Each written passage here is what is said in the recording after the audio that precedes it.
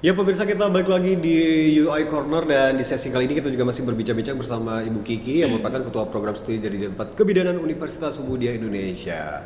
Oke, masih semangat dong ya Bu Kiki ya. Masih dong Pak. Oke, nah jadi kalau kita, nah saya mau mewakili dari mungkin para orang tua di rumah atau juga calon-calon mahasiswa baru gitu yang akan bergabung ke di UI.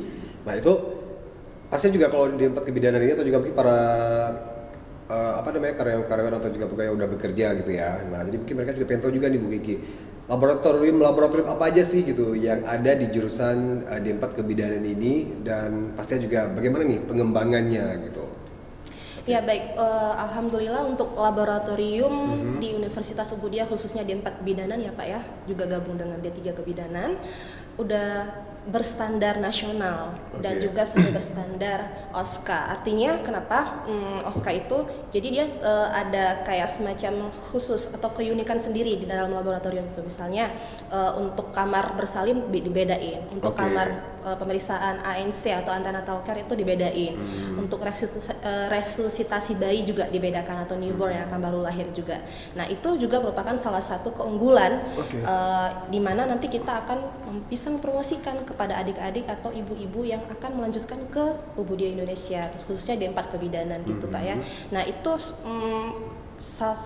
kalau sudah banyak di saya jalankan itu baru di Universitas Muhammadiyah itu yang punya laboratorium secara OSKA gitu Pak. Jadi nggak ragu deh atau nggak rugi deh kalau masuk ke Muhammadiyah Indonesia gitu.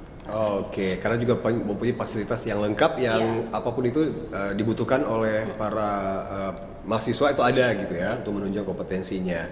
Nah, terus kalau untuk apa aja sih kompetensi lulusan kalau di program studi D4 Kebidanan ini? Untuk kompetensinya sendiri kan Pak, sekarang ini udah kalau dulu kan kita D4 kependidikan. Nah, sekarang ini udah nggak ada lagi D4 kependidikan, itu udah sama rata. Klinik maupun pendidikan itu udah sama rata. Jadi nanti ketika lulus para alumnus ini akan menjadi seorang tenaga pendidikan bisa, praktisi di rumah sakit juga bisa. Nah, jadi gitu ya. Jadi kalau dulu memang ada dibedakan D4 kebidanan pendidik, nah STR Cup gitu. Jadi udah sekarang nggak ada lagi gitu. Jadi kompetensinya selain memang di pendidikan juga bisa bekerja sama dengan kegawat daruratan neonatal gitu Pak ya, obstetri juga bisa begitu Pak. Sesuai dengan Kemenkes nomor SK3 itu garing 2007. Oke, iya, nah berarti benar-benar mencapai standar nasional gitu. Oke, terus kalau apa istilahnya untuk ya seperti kita ketahui kalau ini akreditasinya B ya, kalau D4 Kebidanan. Wow, itu jangan bangganya gitu ya Bu Kiki, ya B gitu ya. Nah, itu pastinya juga ya mungkin kita juga sedikit bocoran gitu, mungkin nggak terlalu mendetail ya, karena mungkin bisa jadi ini rahasia perusahaan gitu.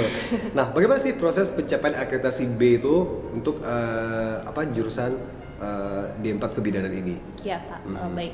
Yang pertama sekali itu kita melihat kurikulumnya Pak. Kita revisi lagi kurikulumnya sesuai dengan apa ini yang mau kita capai, apa ini yang mau kita buat, apa ini yang mau kita dapatkan atau apa yang kita peroleh dari si alumni ini ya gitu Pak.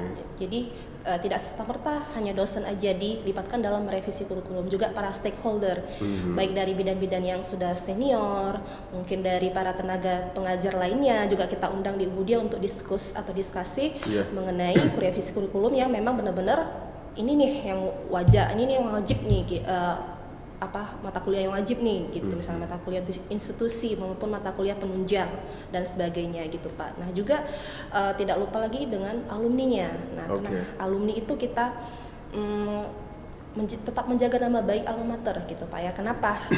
Memang nanti yang alumni ini akan menceritakan kepada adik-adiknya atau kepada rekan-rekannya, wah di Muhammadiyah itu emang udah bagus banget deh katanya gitu kan. Kenapa? Selain personal yang lengkap, dosen-dosennya juga udah terkualifikasi, juga sudah banyak yang sudah S2 baik di dalam maupun di luar negeri gitu Pak ya. Nah jadi memang benar-benar top deh gitu. Iya, nah jadi mungkin yang itu juga mungkin yang menjadi salah satu pertanyaan dari saya, mungkin udah terjawab juga secara nggak langsung. Berarti itu dia indikator yang menjadi fokus gitu ya dalam pelaksanaannya ya. Pasti juga itu seperti Ibu Kiki jelaskan tadi dari kurikulum yang selalu mengikuti perkembangan dari Kementerian Pusat ya. Terus juga itu memaintain atau juga menjaga hubungan dengan alumni. Iya, baik. Dan itu juga bisa menguntungkan bagi mahasiswa yang lulus gitu ya. Jadi kalau ada apa-apa mungkin ada yang dahulukan untuk dunia kerja pasti alumninya dia dulu gitu ya. Nah itu juga yang paling penting gitu. Nah terus kalau untuk ini nih kita mungkin berbicara program atau juga kegiatan-kegiatan ya, seperti kita ketahui sekarang ini lagi di masa pandemik gitu ya. Tapi yaudah deh kita kilas balik dulu mungkin sebelum masa pandemik ini. Nah itu pasti ada kegiatan-kegiatan yang mungkin cukup padat gitu ya yang dilaksanakan oleh prodi D4 Kebidanan ini gitu. Nah baik itu bulanan atau juga tahunan. Apa aja sih gitu program-programnya? Gitu. Cukup banyak Pak ya, cukup padat malah. Sebelum pandemi ini malah kita buat semacam kegiatan cinta masjid. Jadi para mahasiswa itu kita datangkan ke masjid selain memang untuk membersihkan masjid bersama dengan para warga, juga sekalian mensosialisasikan nih dari misalnya dari prodi D4 Kebidanan nanti misalnya ada tensi gratis, pemeriksaan kehamilan gratis gitu Pak ya, dan juga ada seminar mandiri mungkin sekitar setiap 3 bulannya seperti itu Pak. Dan juga nanti ada kegiatan mobility.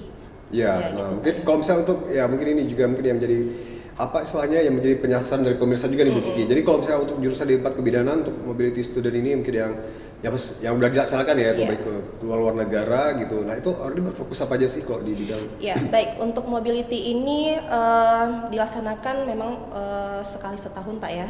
Ya misalnya di bulan 6 atau di bulan 7 misalnya seperti itu. Keluar negeri, tidak di dalam negeri, namanya aja mobility. Pastinya keluar negeri atau keluar mancanegara gitu. Nah di sana nanti para mahasiswa akan berkunjung, mengobservasi, kemudian nanti akan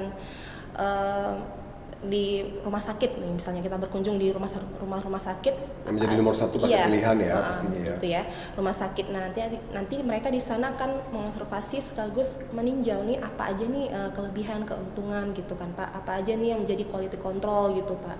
Nah di sana gitu nanti mereka menulis lagi seperti laporan akhir. Nah nanti di situ akan dibimbing lagi sama para dosen D4 Kebidanan pastinya.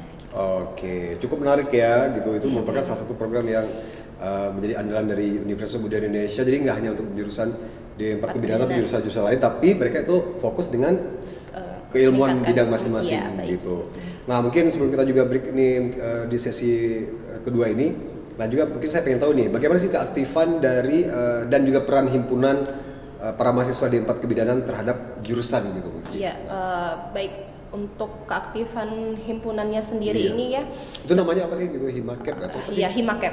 Ya, Himakep ini punya program ya, banyak sekali program memang sudah mereka susun. Mungkin dari setiap minggunya ada mengadakan senam jantung sehat misalnya Pak. Kita berkolaborasi dengan senam jantung sehat yang ada di Blang Padang, Banda Aceh. Kemudian kita juga berkolaborasi dengan ada beberapa kegiatan yang ada dilaksanakan di Car Free Day misalnya gitu Pak ya. Kita bagi-bagi brosur, tidak hanya bagi brosur tapi kita mensosialisasikan tentang pelayanan kesehatan khususnya ibu dan anak gitu Pak. Dan setiap Jumatnya juga ada pembacaan Yasin, tidak lupa juga gitu Pak. Setiap satunya kita ada senam juga di kampus ini. Terus kalau misalnya untuk seperti apa namanya baksos gitu terjun langsung ke masyarakat itu ada nggak sih gitu? Iya ada dong Pak. Itu dilaksanakan juga memang 2 minggu sekali nantinya ke desa-desa gitu Pak ya. Seperti pemeriksaan gula, pemeriksaan glukosa gitu Pak. Iya, nah pasti juga itu sangat kegiatan yang bagus sekali ya, karena juga nggak hanya berkutat gitu ya dengan belajar mengajar di kampus, praktikum gitu ya. Seperti kita tahu itu kalau saya ada di D3 atau di D4, apalagi kebidanan ya, itu pasti juga bikin boring nih, banyak sekali kegiatan-kegiatan di lab, tapi itu juga diimbangi dengan kegiatan-kegiatan di himpunan-himpunan dari di kebidanan ini sendiri ya. Oke, pasti juga itu sangat luar biasa sekali. Oke, nah pemirsa kita break sebentar di Bu Kiki ya, dan nanti kita juga bakal lanjut lagi di sesi selanjutnya, di sesi terakhir, dan kita juga bakal mengupas tuntas gitu. Jangan ada yang ketinggalan pastinya juga tentang program studi dari D4 Kebidanan Universitas Budaya Indonesia. Jangan kemana-mana, kita akan balik lagi setelah jeda pariwara berikut ini.